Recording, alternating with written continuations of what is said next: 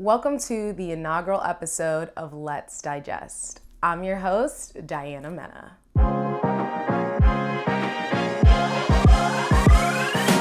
Consider this podcast your midweek pick-me-up. The Let's Digest comes from Diana, and my love for two things, yapping and eating. So, of course, I brought along with me a little snack to try. Never tried these. I'm so excited. I love the Siete brand. They're the fresa con crema, dairy-free, all-vegan cookies. And then to drink it down, a little something. It is from Whole Foods, 365 brand, organic strawberry ginger ale. It's prebiotic soda, so I'm excited. I'm gonna be yapping and talking, so let's get right on into it. Today's episode is about something that's near and dear to my heart, something that I've been dealing with lately, and that's the idea of knowing your worth. That means in relationships, friendships, work, career, in everything. Let's try one of these real quick, a little snack break.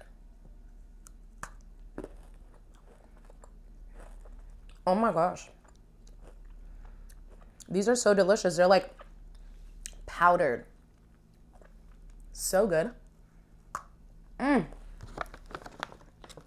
Siete knows what they're doing. All their stuff is vegan, and I'm obsessed. Okay.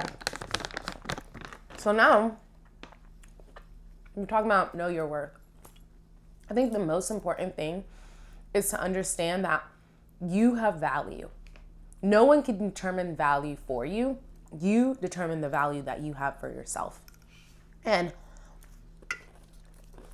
lately, I've come to realize that some people don't even see that value. You have to see the value for yourself and what you bring to the table so that when you go into a new relationship, friendship, career, whatever it may be, you have your dignity at the end of the day. You know your value and you know that you're not leaving without that. And I think what happens is like, there comes this idea of like the bare minimum. People think that they don't value themselves, so I'm just gonna give them the bare minimum. Bare minimum. We are not allowing in 2026 for people to give us the bare minimum, whether it be in career, relationships, or friendships. Why should you accept crumbs? That is not showing people that you value yourself. That is allowing other people to put value on you and whatever that is. And we don't want crumbs in 2026. We want better than what we've come from. I got a little story for you. So recently, I don't want to call it lost my job, but my position in my most prominent client kind of dropped. They don't have the budget that they used to, which I completely understand. And the needs, they don't have the content needs that they used to as well, which I completely understand as well. The funny thing is, right before my scope of work changed with this client, I had made some changes already with other clients that I was dealing with. I had a couple of other social media clients that I was working with, doing videos, doing different things for them. And I just wasn't feeling valued. And you're like, how? What are you talking about? Well, in creative roles, I feel like you end up as the creative. Literally, the word creative starts with create. So every single time you're doing something for a client, you're literally birthing either a new idea, a new content piece, whatever it is, you're birthing something new for these people. And I think that a lot of people think that social media is just super easy and it's simple, but it's not. There's so much to it. And I was feeling like these clients weren't valuing my worth. They weren't taking me seriously. And I got to the point where I decided, you know what? I'm not gonna do this anymore. I can't do this anymore. It's stressing me out more because I wasn't getting paid enough for all the work that I was putting in. And yes, again, social media, people think, oh, you're living a good life, you're doing this, you're doing that, you're creating, you're working with all these clients. But at the end of the day, some of the things that you do in social media, you would probably never do. There are times that I took no payment as a way to get my foot in the door. And that's okay when you begin. But once you're in the career and you're in the momentum of being a content creator, especially a corporate or brand content creator the way that I am, then things are different. Now, I can't just give you things for free. I don't need, like my friend Whitney said, I've already built up my portfolio. Now it's time to make money, and that's how you build a career from it. Now that you have a portfolio, now you have something to show clients to say, hey, this is where I show my value. This is what I'm good at. Let's make something work. And I just wasn't feeling valued. I felt like so many people were just taking it for granted, taking me birthing a new idea for them for granted. Creating something new from your brain every single time for a client can be difficult and can really take a toll on you if you're not feeling valued. And that's kind of where I was. I ended up letting these 2 clients go. I had to separate myself because as much as, money is great and all, I didn't feel valued and I felt like I was overworking myself and being underpaid. Then the things happened with my prominent client where my scope of work changed. So towards the end of 2025, things were changing so much for me and I just wasn't understanding it. But I just knew that I had to let things go for my dignity, to also show that I value myself. Not just I value money, but I value myself. And that was really, really important to me. And yes, after my prominent client switched my scope, it did make me feel like, did I make a bad decision? Should I have not let those 2 clients go? Should I go back? Should I try to reach out to them? But again, it's about taking yourself seriously. Is that you taking yourself serious and going back on what you already said you weren't going to do? No, that is not you taking yourself seriously. So I decided I wasn't going to do that and I was just going to ride it out. And since then, I made a decision for myself and I said, you know what? Maybe content creation isn't the thing for me right now. I had other projects, including this, that I wanted to start. And I just felt like all these other things were keeping me away from getting to where I want to get to, especially in my career. Let's take a little drink break.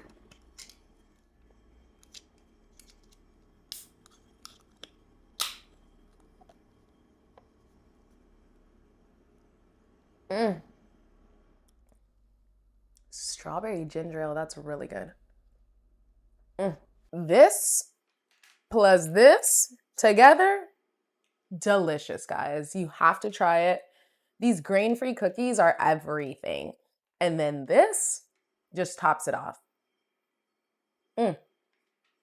I'm at the point now where I decided to step away from content creation. Well, in looking for positions in content creation, I've gotten to that point of total burnout. I do so much. Again, I create for so many clients. At one point, I was working with 9 different clients in 2025. So imagine what that's like.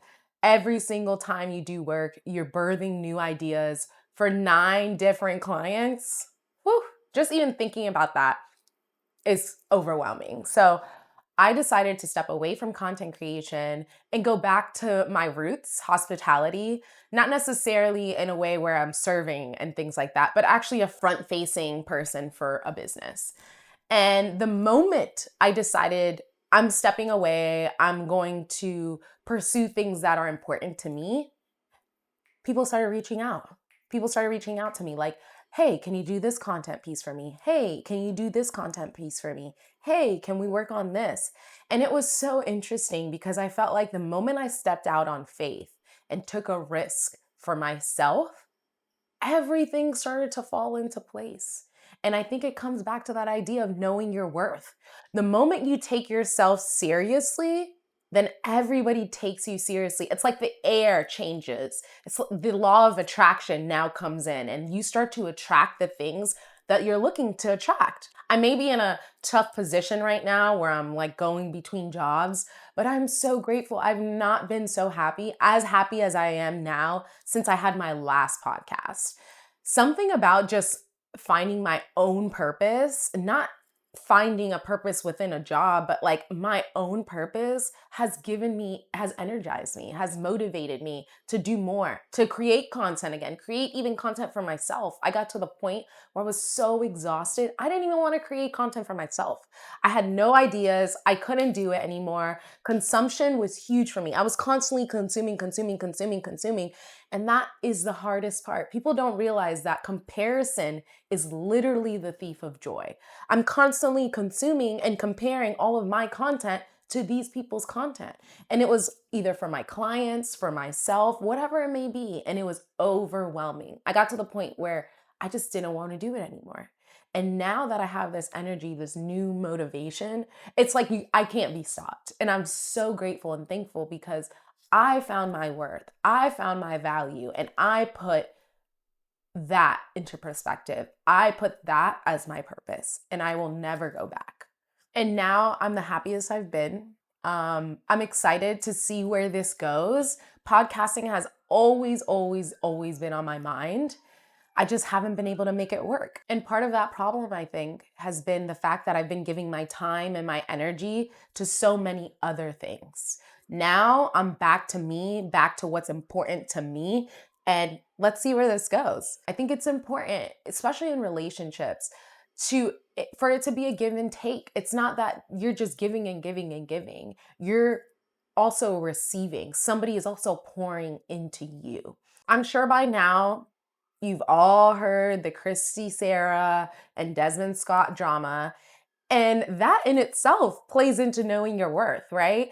I don't know the specifics between what happened and all of that hearsay, he said, she said type of thing. But what I do know is that both of them obviously weren't feeling valued in whatever facet that is. And so they decided, okay, I'm not doing this anymore. And divorce is such a difficult thing. I've never even been married, so I can't imagine what that's like to get divorced. But I am a child of divorce. My parents got divorced when I was very young. Thankfully, we had counseling and stuff. It's always been an impact in not having both of your parents there. And just the fact that they made that decision for themselves, like divorce is actually one of the hardest things.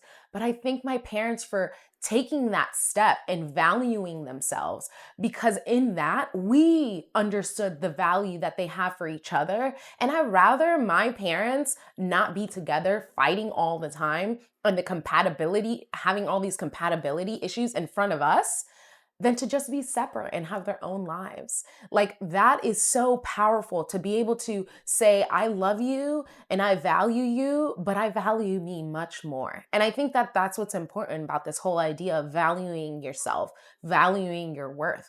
Like, you have decided what your value is, and no one can change that for you. Not even your husband or wife can change that for you. You value yourself to an extent where you're like, you know what?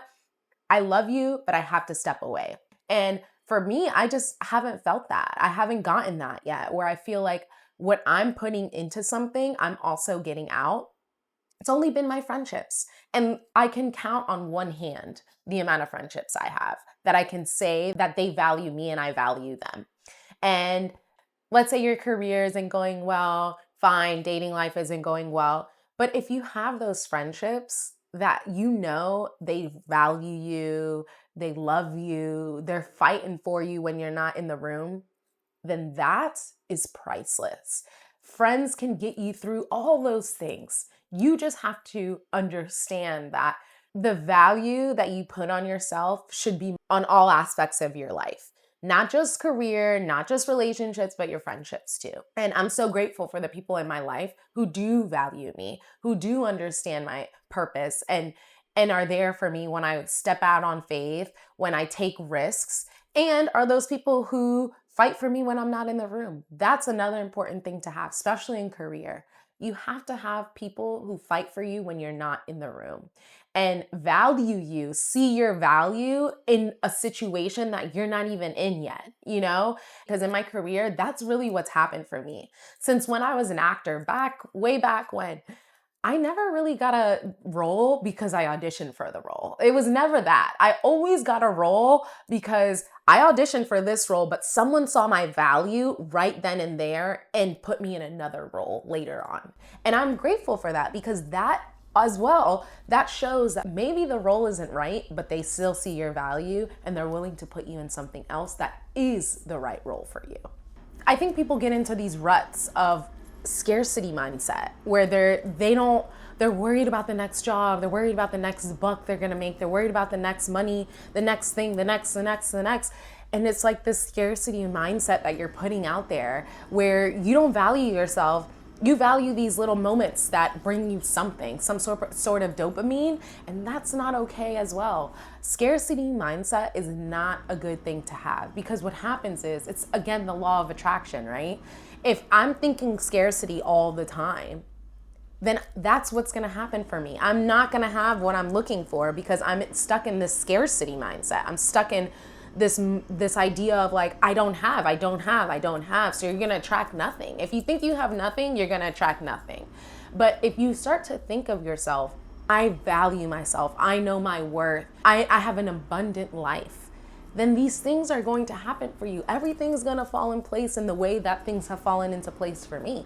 Take it from my experience. I know that at the end of the day, in order for me to get to where I need to go, I can't have that scarcity mindset. In fact, I've had to let that go, especially as a content creator. So many opportunities come and go so fast that it's kind of this idea of living paycheck to paycheck, but it's more like living client to client, right? And so you get stuck in the scarcity mindset, like, when's the next client? When's the next contract?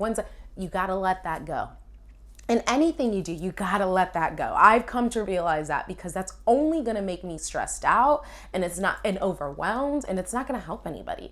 Like, you have to let this idea go of scarcity. There's no scarcity. This is just like a made up idea, Like, understand that life is abundant. There's so much in our world that we just haven't even tapped into, that I think that we get so caught up in what we experience, we don't understand that there's more to experience. So I think leaving that scarcity mindset, making a little ball with it and throwing it out, obviously figuratively, but in that idea of like, that's kind of what I had to do, was take this scarcity mindset, put it in a ball, crush it up and throw it, because there's no room for scarcity. There's no room. We want an abundant life. We want more than what we've already gotten. And you won't be prepared if you're constantly thinking scarcity, because you're not really preparing yourself. You're just like, what am I doing? Where am I going? What's next? No. Prepare. Understand that things are coming, but I gotta be prepared to receive them. If I'm in this scarcity mindset, I'm not prepared to receive anything. I'm worried about the next thing and this and that. No. My dad always says, success is when opportunity meets preparation. And that is key to knowing your worth. This was an amazing conversation. I hope you guys enjoyed it too. Just like my old podcast, Let's Heal Together, I'm gonna leave you guys with a few affirmations that have gotten me through things and I feel like will help you get through this week. And anytime you may need to turn back to this episode, feel free to, and repeat those affirmations. Repeat after me when you're ready. I will value myself, even though others may not. Second one, I know my worth and I know my purpose. And third, every time I approach a new situation, whether it be relationship, career, or friendship, I will always understand that in order to feel valued, I also have to give value to those that I love and are around me. That's all I got for you guys. Thank you so much. And I'd love to hear from you guys what topics you'd like to hear. I'll be having some guests on as well. It won't just be me. And tune in for another episode of Let's Digest. I'm your host, Diana Meadows. Bye.